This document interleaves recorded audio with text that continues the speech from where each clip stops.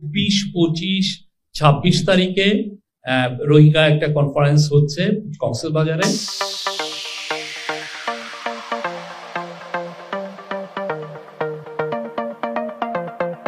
এই অন্তর্বর্তীকালীন গভর্নমেন্ট রোহিঙ্গা ইস্যুটাকে খুব সিরিয়াসলি দেখছেন।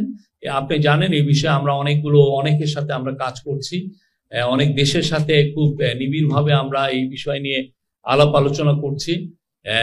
তো সেই আলোকেই রোহিঙ্গা ক্রাইসিসটাকে আবার ইন্টারন্যাশনালি যাতে মেজর ডিসকাশনের বিষয় হয়, সেটার জন্য আমরা এইটাকে হাইলাইট করার জন্য তিনটা বড় ইন্টারন্যাশনাল কনফারেন্স করার আমরা প্ল্যান নিয়েছি। তার প্রথমটা হচ্ছে এই 24 তারিখে শুরু হবে, আর 3 দিন ব্যাপী। এরপরে 30শে সেপ্টেম্বর হবে সবচেয়ে বড়, সেটা ইউএনএ হবে।